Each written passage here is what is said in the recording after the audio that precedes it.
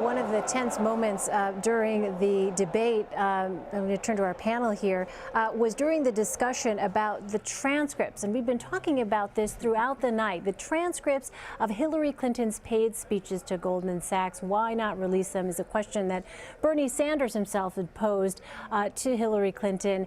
And let's go ahead and play, if we have that. It's SOT number 4. At one point, though, one of the moderators there, Dana Bash, actually posed that question, and some of the biggest cheers from the audience were heard. Let's go ahead and play that. Why not just release the transcripts and put this whole issue to bed? You know, first of all, there isn't an issue.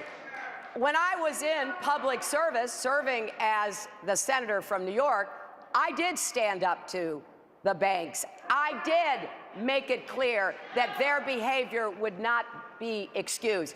Secretary Clinton, the question was about the transcripts of the speeches to Goldman Sachs. Yes.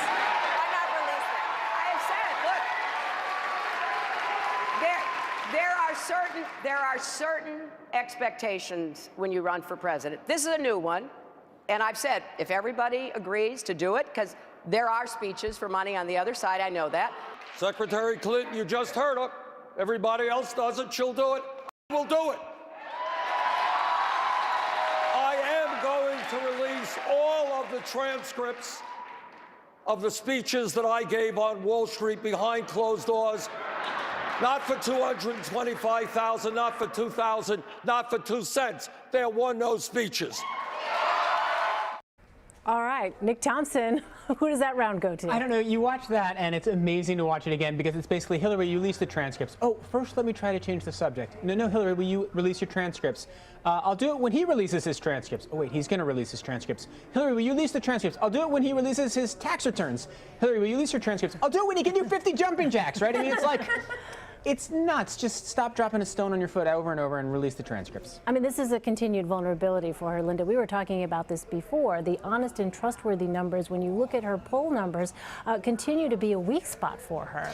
Yeah, and in that particular exchange, I think what she meant was the guys on the other side of the aisle releasing their transcript, not Bernie Sanders. But of course, we've seen this thing play out multiple times before, and she just played again into his talking points. This is not the first time when he said, I'll do it, 0. You know, I mean, we could almost recite them point for point exactly how the exchange is going to go, which goes back to Nick's point at the beginning, which is the debate is exactly what we thought it was going to be. It's just done at a higher speed and at a higher volume. But, you know, Steve, like we were saying, this is a question that came up months ago. I mean, it's not before as though, New Hampshire. Right. So it's not as though she hasn't had time to think about how to respond to this particular question. Right. But it's her digging in and refusing to do it and suggesting that she might be able to turn the tables and say, well, release your tax returns. Well, okay, so what if he does release his tax returns? Then where does she go?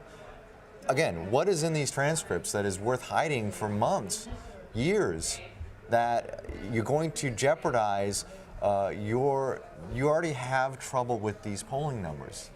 Get it out there. I don't really understand why. My guess is that what's in the transcripts is that she says things like, you know, Goldman Sachs, you are the engine of the economy, or something like that. We know she says things like that. And then there'll be some she's terrible said things line like that before publicly. So what is? I mean, what could possibly? Maybe it's worse. I don't know. But even then, what is it like? The issue with Wall Street and the banks, it's already a vulnerability for her, right? Is that really going to turn the tables to the point where she's going to lose? From the Clinton administration. I want to get Nancy's take on this because I want to talk about tax returns in a moment, and Nomi, I'll bring you in. But Nancy, I'm curious. This is not the first time, as we've been saying, this is not the first time this question has come up, and yet the answer from Hillary Clinton continues to kind of baffle some people. So there are two schools of thought on this, and I'm sure that this is a debate that happens with some regularity at Clinton campaign headquarters, not 10 blocks from the spot where I'm standing right now. There's one school of thought that says, look, this has been dogging you for months. It's going to continue to dog you. You know, how much more do we need to let it hurt the candidate before we just go ahead, get it out there, take our lumps if she said one or two things that are kind of embarrassing, and move on, put it behind us, stop this death by a thousand cuts. There's another school of thought that says, but where does it end? She's already put out decades of her tax returns. She's released tens of thousands of emails that have been read. If she now releases her transcripts, which is something that most candidates are never asked to do. What will the other side want next? What will they demand next? We need to stand up on principle. Now, the case that she made tonight was actually sort of a better comeback to Sanders on this issue than she has had in the past. She pointed out that she released her tax returns, which is pretty standard for a candidate to do, 8 months ago, and that most candidates, aside from Donald Trump, on the Republican side have done the same. So where are the Sanders tax returns? He made some news in the debate tonight. He said he will release 1 year's worth of tax returns, 2014, tomorrow. And he said that, he's been really busy on the campaign trail, that his wife does the taxes, and so they haven't really had time to get it together. And there was some skepticism about that as well. Wolf Blitzer said, well, what's so hard? All you do is take it out of the file cabinet. And Hillary Clinton chimed in and said, yeah, you just need to copy it. And so he didn't have a satisfactory answer on that either, aside from saying that when people do see his tax returns, they're going to be pretty bored by them because there isn't much in them. Yeah, in fact, Nancy, we have that soundbite. It's soundbite number 5, control room, and I want to go ahead and play it for our viewers, and then let's go ahead and talk about it right afterwards. Take a listen. Of course, we will release our taxes. Jane does our taxes. We've been a little bit busy lately. You'll excuse us, but we will. Senator, we will get them out. Senator, Well, there are a lot of Senator, when are you going to when are you? You've been asked for weeks and weeks to release your tax returns. I think we got one that's coming out tomorrow. Which one? Last year's. 2014. Yes. What about 2013? All the other ones. Look, I don't want to get anybody very excited. They are very boring tax returns. No big money from the speeches, no major investments. Unfortunately, I remain one of the poorer members of the United States Senate, and that's what that will show.